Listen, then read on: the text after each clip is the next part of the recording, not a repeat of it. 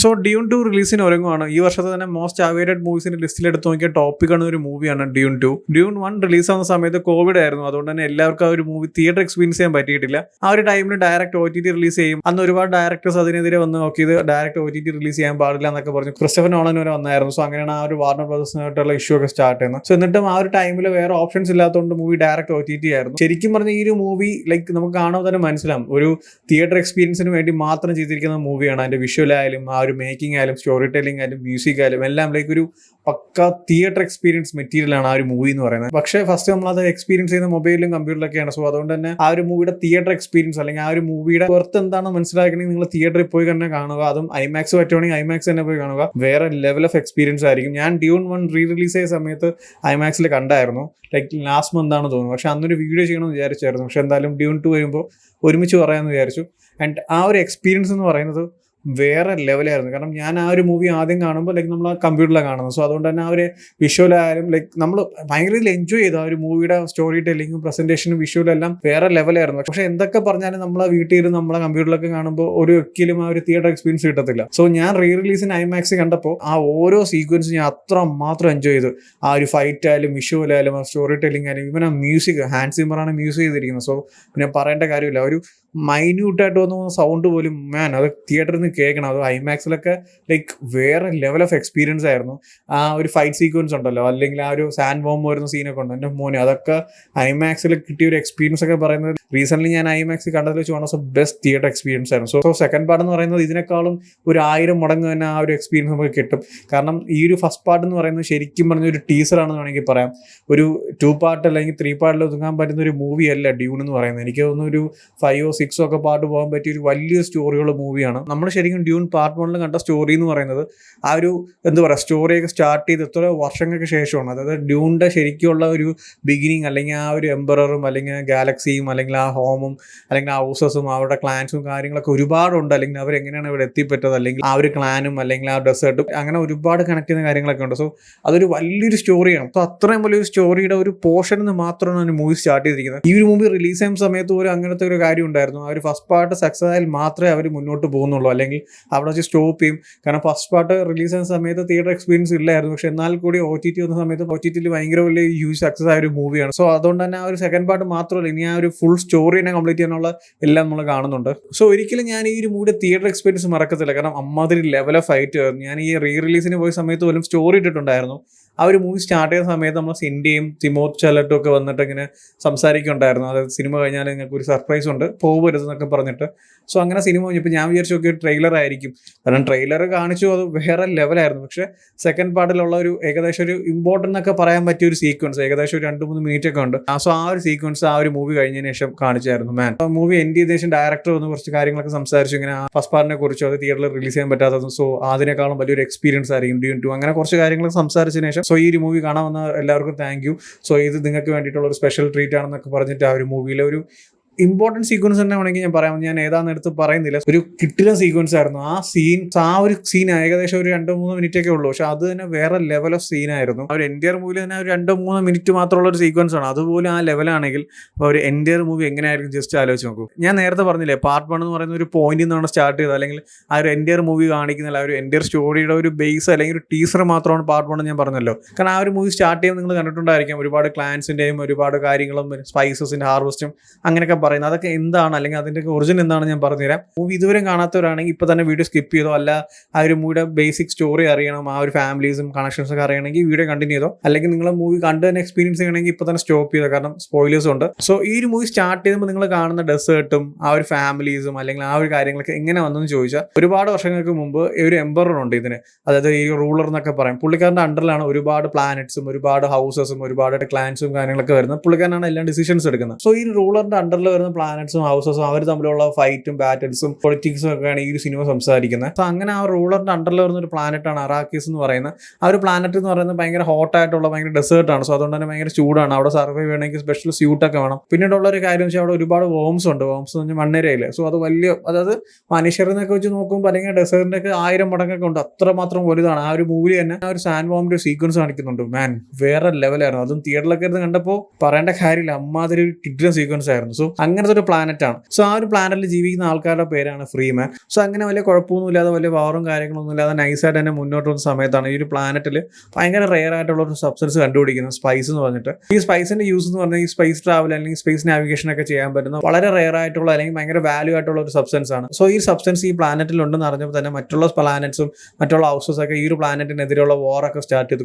കാരണം ഈ ഒരു സ്പൈസിന്റെ ഹാർവെസ്റ്റ് ആരയിലാണോ അല്ലെങ്കിൽ ഇതിന്റെ കൺട്രോൾ ആരയിലാണോ അവരാണ് ആ ഒരു എൻ്റെ ഗാലക്സിയുടെ പവർ കാര്യങ്ങളൊക്കെ എടുക്കുന്നത്. സോ അങ്ങനെ ഈ ഒരു പ്ലാനറ്റിനെതിരെ ഒരുപാട് ഹൗസസും പ്ലാനറ്റ്സും ഒക്കെ വാറും കാര്യങ്ങളൊക്കെ സ്റ്റാർട്ട് ചെയ്ത് ഇങ്ങനെ മുന്നോട്ട് പോകുന്ന സമയത്താണ് ഞാൻ നേരത്തെ പറഞ്ഞ എംബർ അല്ലെങ്കിൽ ആ റൂളർ ഒരു പുതിയൊരു റൂള് കൊണ്ടുവരുന്നത്. താൻ അപ്പോയിന്റ് ചെയ്യുന്ന ഫാമിലി മാത്രമേ ആ ഒരു പ്ലാനറ്റിൽ പോയി സ്പൈസ് ഹാർവെസ്റ്റ് ചെയ്യാവൂ അല്ലെങ്കിൽ ആ ഒരു പ്ലാനറ്റ് റൂൾ ചെയ്യാവുന്നുള്ള ഒരു റൂൾ കൊണ്ടുവരും. സോ അങ്ങനെ ഈ എംബർ അപ്പോയിന്റ് ചെയ്യുന്ന ഒരു ഫാമിലിയാണ് ഹറാക്കൻ. നമ്മൾ ഈ മൂവി സ്റ്റാർട്ട് ചെയ്യുമ്പോൾ കാണുന്ന ഒരു ഫാമിലിയാണ് ഈ ഹറാക്കൻ എന്ന് പറയുന്നത്. അവർ ഭയങ്കര ബ്രൂട്ടലാണ്. അതായത് അവർ എന്തിനെടുത്താലും ആളെ കൊല്ലും അല്ലെങ്കിൽ അങ്ങനത്തെ രീതിയിലുള്ള ഭയങ്കര ബ്രൂട്ടലായിട്ടുള്ള വാറും കാര്യങ്ങളായിട്ട് മുന്നോട്ട് വന്ന ടീമാണ്. സോ ഇത് എംബർ അറിയും. നമ്മൾ ആ മൂവി സ്റ്റാർട്ട് ചെയ്യുമ്പോൾ തന്നെ കാണുന്നത് ആ ഒരു എംബർ ഈ ഒരു ഫാമിലിനെ മാറ്റുന്നതാണ്. സോ നിങ്ങൾ മതിയാക്കി നിർത്തി പോയിക്കോ, ഞാൻ വേറൊരു ഫാമിലിനെ കൊണ്ടുവന്നോളാം, അവരായിരിക്കും ഇനി അങ്ങോട്ട് മുന്നോട്ട് പ്ലാനറ്റും അല്ലെങ്കിൽ ഒരു ഹാർവസ്റ്റ് ഒക്കെ ടേക്ക് കെയർ ചെയ്യണമെന്ന് ഞാൻ മൂവി സ്റ്റാർട്ട് ചെയ്യുമ്പോൾ തന്നെ നമ്മൾ കാണുന്നത്. ഈ ഫ്രീമൻ ആണെങ്കിൽ ഹറാക്കൻസിന്റെ ശല്യം സഹിക്കാതെ കാരണം അവരെപ്പോഴും ബാറ്റിലും വാറൊക്കെയാണ്. സോ അതുകൊണ്ട് തന്നെ അവരെപ്പോഴും ഇങ്ങനെ ഹൈഡ് ചെയ്ത് പല പല സ്ഥലങ്ങളായിട്ടാണ് ഇരിക്കുന്നത്. കാരണം അവർ എപ്പോൾ നോക്കിയാലും ഈ ഒരു ഹറാക്കൻ എന്ന് പറയുന്ന ആൾക്കാരും ഭയങ്കര ബ്രൂട്ടലായിട്ട് തന്നെ വാറും കാര്യങ്ങളൊക്കെ വിളിക്കുന്നുണ്ട്. കാരണം ഇവരിങ്ങനെ മടുത്തിരിക്കുകയാണ്. കാരണം ഇവർ മടുത്തിരിക്കുന്ന ഒരുപാട് ഫാമിലീസ് ഇങ്ങനെ മാറി മാറി വരും, ഇവരെ റൂൾ ചെയ്യും, ഒരുപാട് ഇവരെ കൊല്ലും, ഒരുപാട് വാറും ബ്രൂട്ടലായിട്ടുള്ള കാര്യങ്ങളൊക്കെ നടക്കുന്നുണ്ട് തന്നെ ഇവർ കംപ്ലീറ്റ്ലി ഇങ്ങനെ എന്താ പറയുക മതിയായ എന്നുള്ള ഫീലിലാണ് ഈ ഫ്രീമൻ ആൾക്കാർ ഇരിക്കുന്നത്. സോ എന്നാലും അവർ ഈ അവർക്കൊരു ടൈം വരുമ്പോൾ അവർ റീപ്പ് ചെയ്യും അല്ലെങ്കിൽ അവരെ രക്ഷിക്കാനായിട്ട് ഒരാൾ വരുന്നൊക്കെ അവർ വിശ്വസിച്ച് ഇരിപ്പുണ്ട്. അത് ആരാന്ന് ഞാൻ പിന്നെ പറഞ്ഞുതരാം. സോ ഇതാണ് നിങ്ങൾ മൂവി സ്റ്റാർട്ട് ചെയ്യുമ്പോൾ കാണുന്ന ഒരു ഫ്രീമാൻ അല്ലെങ്കിൽ ആ ഒരു അറാക്കിസിനൊക്കെ വിട്ടിട്ട് ഹാർക്കൻ എന്ന് പറഞ്ഞ ഫാമിലി തിരിച്ചു പോകും. സോ പിന്നീട് എംബർ അപ്പോയിന്റ് ചെയ്യുന്ന ഫാമിലിയാണ് ആർട്ടഡീസ് എന്ന് പറയുന്നത്. ആ ഒരു ഫാമിലിപ്പെട്ട ആളാണ് ഡ്യൂക്ക്. നമ്മുടെ ഓസ്കാർ ഐസക് ചെയ്ത ക്യാരക്ടറാണ്. പുള്ളിക്കാരൻ്റെ വൈഫായിട്ടുള്ള ലേഡി ജെസിക്ക. ഈ ഒരു ക്യാരക്ടറിനെ ഓർത്ത് വെച്ചോ, ലേഡി ജെസിക്ക. കാരണം ഫസ്റ്റ് പാർട്ട് തന്നെ കുറച്ച് കാര്യങ്ങളൊക്കെ പറഞ്ഞു പോകുന്നുള്ളൂ, പക്ഷെ ഒരുപാട് സീക്രറ്റ് ആയിട്ടുള്ള അല്ലെങ്കിൽ ഒരു സിനിമയിൽ തന്നെ വലിയൊരു ഇമ്പോർട്ടൻ്റ് ആയിട്ടുള്ള ക്യാരക്ടറും കൂടിയാണ്. സോ ഇവിടെ മകനായിട്ട് വരുന്ന തിമോത്തി ചാൽമറ്റി എന്ന ക്യാരക്ടറാണ് പോൾ ആർട്ടഡീസ്. സോ ഈ പോൾ ആർട്ടഡീസിനാണ് ശരിക്കും ആ ഒരു ഫ്രീമാൻ പറയുന്നത് അവരെ രക്ഷിക്കാനായിട്ട് ഒരാൾ വരും, അവരെ ഇതിൽ നിന്നൊക്കെ കരകയറ്റി അല്ലെങ്കിൽ ഇങ്ങനത്തെ ഒരുപാട് പ്രഷറുകളിൽ നിന്നൊക്കെ അവരെ പുറത്തു കൊണ്ടുവരാൻ പറ്റുന്ന ഒരാളെന്ന് അവർ വിശ്വസിക്കുന്നതാണ് ഈ പോൾ ആർട്ടഡീസ്. ശരിക്കും പറഞ്ഞാൽ ഒരു മൂവി സ്റ്റാർട്ട് ചെയ്തിട്ടുള്ളൂ. ഇനി അങ്ങോട്ട് നമുക്ക് അറിയാൻ പറ്റും എന്തൊക്കെയാണ് സംഭവം നടക്കാൻ പോകുന്നത് അല്ലെങ്കിൽ എന്തൊക്കെയാണ് ഏത് രീതിക്കാണ് ക്യാരക്ടേഴ്സ് ബാക്കിയുള്ള കാര്യങ്ങളൊക്കെ.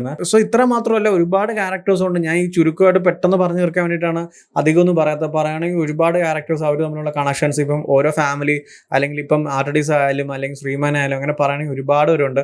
ഈ ആർട്ടഡീസിന്റെ കാര്യം എടുത്ത് പറയുകയാണെങ്കിൽ തന്നെ ഒരാളും കൂടി ഉണ്ട് ഇവരെ ഫാമിലിയിൽ കുറച്ച് ഇമ്പോർട്ടൻ്റ് ആയിട്ടുള്ള നമ്മളെ ജേസൺ മോഹമ്മദ് ചെയ്ത ക്യാരക്ടറാണ് ഡങ്കൻ എന്ന് വന്നിട്ട്. സോ ഈ ക്യാരക്ടർ ഈ ഒരു ഫാമിലി ഇവിടെ വരാൻ മുമ്പ് തന്നെ ഈ ഫ്രീമാനുമായിട്ട് അവർ ഒരുപാട് കാലം ജീവിക്കുകയും അല്ലെങ്കിൽ ഫ്രീമാൻ്റെ അവരുടെ ഒരു ലൈഫ് സ്റ്റൈലും അല്ലെങ്കിൽ അവരെങ്ങനെയാണ് കാര്യങ്ങളൊക്കെ പഠിക്കാൻ വേണ്ടിയിട്ട് ഈ ഒരു ഫാമിലി ആർട്ടഡീസ് അല്ലെങ്കിൽ നമ്മുടെ ഡ്യൂക്ക് ഇവിടെ വരാൻ മുമ്പ് തന്നെ ഈ ഒരു ജേസൺ മോഹമ്മദിന്റെ ക്യാരക്ടർ ഇവിടെ വന്ന ഒരു ഫ്രീമാനുമായിട്ടൊക്കെ നല്ല രീതിയിൽ കമ്പനിയായി അല്ലെങ്കിൽ അവരുടെ ശരിക്കുള്ള പ്രോബ്ലംസ് എന്താണ് അല്ലെങ്കിൽ അതൊക്കെ എങ്ങനെ സോൾവ് ചെയ്യാന്ന് പഠിക്കാൻ വേണ്ടിയിട്ട് ഈ ഒരു ഫാമിലി ഇവിടെ ഹാർവെസ്റ്റിങ്ങും അല്ലെങ്കിൽ റൂളിംഗ് വരാൻ മുമ്പ് തന്നെ പുള്ളിക്കാരൻ വന്ന് എല്ലാം പഠിച്ചിട്ടുണ്ട്. ഈ ഒരു ഫാമിലി ഇവിടെ വന്നപ്പോൾ പോലും എല്ലാവർക്കും ചെറിയൊരു വിശ്വാസമൊക്കെ ഉണ്ടായിരുന്നു. പക്ഷെ ആദ്യം അധികം വിശ്വാസം അല്ലെങ്കിൽ എല്ലാവരെ പോലെ ഇവരും ആയിരിക്കും എന്നുള്ള രീതിയിലാണ് എല്ലാവരും വെൽക്കം ചെയ്തത്. പക്ഷെ ശരിക്കും അവർ വന്നതിന് ശേഷമാണ് ഈ ഒരു ഫ്രീമാൻ അറിയുന്നത് എല്ലാവരും പോലെ അല്ല ഈ ഒരു ഫാമിലി, കുറച്ചെങ്കിലും സ്നേഹമുണ്ട്. കാരണം ഇവർ ഹ്യൂമൻസിന് കുറച്ച് വാല്യൂ കൊടുക്കുന്നുണ്ട് അല്ലെങ്കിൽ ഭയങ്കര ബ്രൂട്ടലായിട്ടുള്ള ഫാമിലി അല്ല അല്ലെങ്കിൽ തൊട്ടേനെ പിടിച്ചതിനൊക്കെ വാറും ബാറ്റിൽസും ആയിട്ട് പോകുന്ന ആൾക്കാരല്ല എന്നൊക്കെ ഇവർക്ക് മനസ്സിലാക്കി കൊടുക്കും.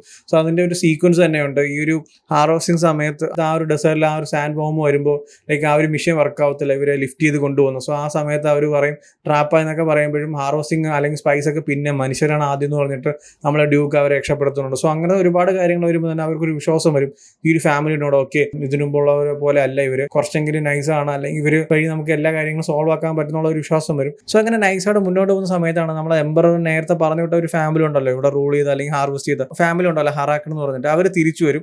അവർക്ക് എന്ന് പറഞ്ഞാൽ ലൈക്ക് ഇത്രയും വർഷം അവർ ഇവിടെ റൂൾ ചെയ്തു അല്ലെങ്കിൽ ഹാർവെസ്റ്റ് ചെയ്തു, എല്ലാ കാര്യങ്ങളും അവരാണ് കൺട്രോളിൽ കൊണ്ടുവന്നത്. പെട്ടെന്ന് ആ ഒരു എംബർ പറയണം എല്ലാം കളഞ്ഞിട്ട് തിരിച്ചു പോകണം എന്നൊക്കെ പറയുമ്പോൾ ലൈക്ക് പ്രാന്തന്മാരാണ്, അവന്മാർക്ക് സഹിക്കാൻ പറ്റത്തില്ല. സോ അതുകൊണ്ട് തന്നെ അവർ ഒരു അറ്റാക്കുമായിട്ട് വരും. സോ ആ ഒരു അറ്റാക്കിൽ ഇവർ കീഴടങ്ങും, വേറെ വഴിയില്ല. കാരണം പെട്ടെന്നുള്ള അറ്റാക്ക് ആയിരുന്നു. കാരണം ഇവർക്ക് ഡിഫെൻഡ് ചെയ്യാനോ അങ്ങനത്തെ കാര്യങ്ങളും പറ്റിയില്ല. അതുമല്ല പുള്ളിക്കൻ്റെ ആർമി കുറച്ച് വലുതായിരുന്നു, അല്ലെങ്കിൽ ഇവർക്ക് പെട്ടെന്ന് അറ്റാക്ക് ചെയ്യാനുള്ള പോസിബിലിറ്റീസ് ഒന്നും ഇല്ലായിരുന്നു. കാരണം അവർ രാത്രി സമയമാണ്, ഇവർ ഒരിക്കലും പ്രതീക്ഷയില്ല എങ്ങനെ അറ്റാക്ക് വരും അല്ലെങ്കിൽ അതും ഇങ്ങനെ എംബർ പറഞ്ഞിട്ടൊരു ഫാമിലിയിൽ നിന്ന് ഇങ്ങനെ അറ്റാക്ക് വരുന്നു ഒരിക്കലും ഒരു പ്രതീക്ഷയില്ല. സോ ആ അറ്റാക്ക് വന്നതിന് ശേഷം നമ്മളെ ജെസിക്കയും നമ്മളെ പോൾ അട്ടഡീസും രക്ഷപ്പെടും. പക്ഷേ ഡ്യൂക്കിനെ അവർ പിടിക്കും. സോ ഡ്യൂക്കിന് ഒരു കിടിലം സീനൊക്കെ ഉണ്ട്, ഒരു സൂസൈഡ് സീനൊക്കെ ഉണ്ട്, അതൊക്കെ വേറെ ലെവൽ സീനാണ് ആ ഒരു മൂവിയിൽ. സോ ആ ഒരു സിറ്റുവേഷന് ശേഷം ഈ ലേഡി ജെസിക്കയും പോൾ അട്ടഡീസും കൂടി ഒരു ഹെലികോപ്റ്റർ എടുത്ത് ആ ഒരു ഡെസേർട്ടിലോട്ട് പോകും.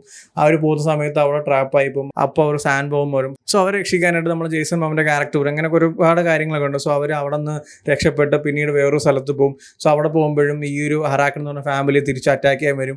അവിടെ നമ്മളെ ജേസൺ മോമോന്റെ ക്യാരക്ടറിനെ കൊല്ലും. സോ അങ്ങനത്തെ ഒരുപാട് കാര്യങ്ങളുണ്ട്, ബാറ്റിലും കാര്യങ്ങളൊക്കെ ഒരുപാടുണ്ട്, അധികം ഡീറ്റെയിൽ ആയിട്ട് പറയുന്നില്ല. ഇനിയാണ് കുറച്ച് ഇമ്പോർട്ടൻ്റ് ഉള്ള കാര്യം. സോ ഇവിടെ നിന്നൊക്കെ ഒരു ഓവർകം ചെയ്ത് ഈ ലേഡി ജെസിക്കയും പോൾ അട്ടഡീസും കൂടി പോകുന്നത് ഫ്രീമാൻ്റെ അടുത്തൊക്കെയാണ്. ഈ ഫ്രീമാൻ്റെ അടുത്തേക്ക് പോകുമ്പോൾ വേറൊരു കാര്യമുണ്ട്. ഈ പോൾ അട്ടഡീസിന് മൂവി സ്റ്റാർട്ട് ചെയ്യുമ്പോൾ തന്നെ ഒരു സ്വപ്നമുണ്ട്, ലൈക്ക് ഒരാളെ കാണാൻ പറ്റുന്നുണ്ട് എപ്പോഴും. ഈ ഫ്രീമാനിലുള്ള ഒരു ക്യാരക്ടറിനെ എപ്പോഴും സ്വപ്നം കാണുന്നുണ്ട്. അത് വേറെ കാര്യമല്ല, സിൻഡിയ ചെയ്ത ക്യാരക്ടറാണ് ചാനി എന്ന് പറഞ്ഞിട്ട്. ആ ഒരു ക്യാരക്ടർ ഈ മൂവിയിൽ അധികം കാണിക്കുന്നില്ലെങ്കിലും സെക്കൻഡ് പാർട്ടിൽ ത്രൂ ഔട്ട് ദ മൂവിയിൽ ആ ഒരു ക്യാരക്ടറിന് അത്ര ഇമ്പോർട്ടൻ്റ് ഉള്ള റോൾ തന്നെയുണ്ട്. സോ ഈ ഫസ്റ്റ് പാർട്ടിന്റെ എൻഡിലോട്ടൊക്കെ വരുമ്പോൾ പോൾ അട്ടഡീസും ലേഡി ജെസിക്കയും കൂടി അവിടെ നിന്നൊക്കെ സർവൈവ് ചെയ്ത് ആ ഒരു അറ്റാക്കിൽ നിന്നൊക്കെ രക്ഷപ്പെട്ട് ഫ്രീമാൻ്റെ അടുത്ത് വന്ന് അവിടെ ഒരു ഹാൻഡ് ടു ഹാൻഡ് കോമ്പാക്റ്റ് ഒക്കെ നടന്ന് ലാസ്റ്റ് അവർ ഫ്രീമാൻ്റെ കൂടെ ചേർന്ന് ആ ഒരു മൂവി തീരും, എൻഡാണ്.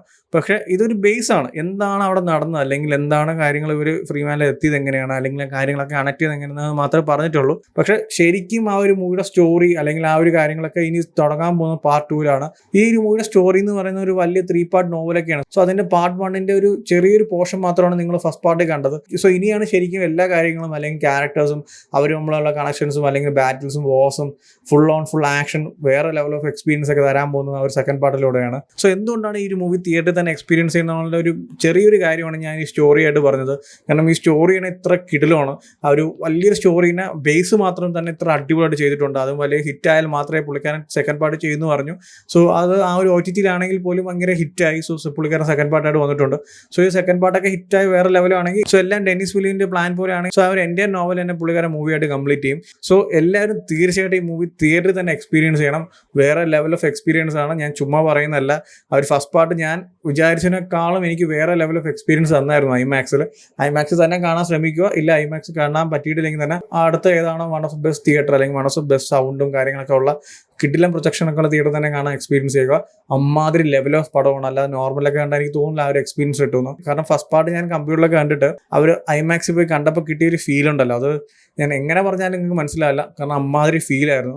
സോ എന്തായാലും തിയേറ്ററിൽ തന്നെ, അതും ഐമാക്സിൽ പറ്റുമെങ്കിൽ ഐമാക്സ് തന്നെ പോയി കാണുക. അപ്പോൾ March 1 movie world wide release ആവുന്നത്. പക്ഷേ ഇന്ത്യയിൽ 29 ഫെബ്രുവരി. സോ ഫസ്റ്റ് പാർട്ടൊക്കെ തിയേറ്ററിൽ കാണാൻ പറ്റാത്തവർക്ക് ഒരു അടിപൊളി ട്രീറ്റ് ആയിരിക്കും മൂവി. സോ എന്തായാലും എല്ലാവരും ചെക്കൗട്ട് ചെയ്ത് നോക്കുക. ഡ്യൂൺ 1 കുറിച്ചുള്ള നിങ്ങളുടെ ഒപ്പീനിയൻ എന്താണ്, അല്ലെങ്കിൽ ഡ്യൂൺ 2 വേണ്ടി നിങ്ങൾ എത്രത്തോളം വെയിറ്റ് ചെയ്യുന്നുള്ളത് കമൻറ്റ് ചെയ്യൂ. വീഡിയോ ഇഷ്ടപ്പെട്ടാൽ ലൈക്ക് ചെയ്യൂ, ഷെയർ ചെയ്യൂ. ഇതുപോലത്തെ കൂടുതൽ വീഡിയോസിനെ ചാനൽ സബ്സ്ക്രൈബ് ചെയ്യൂ. Thank you so much.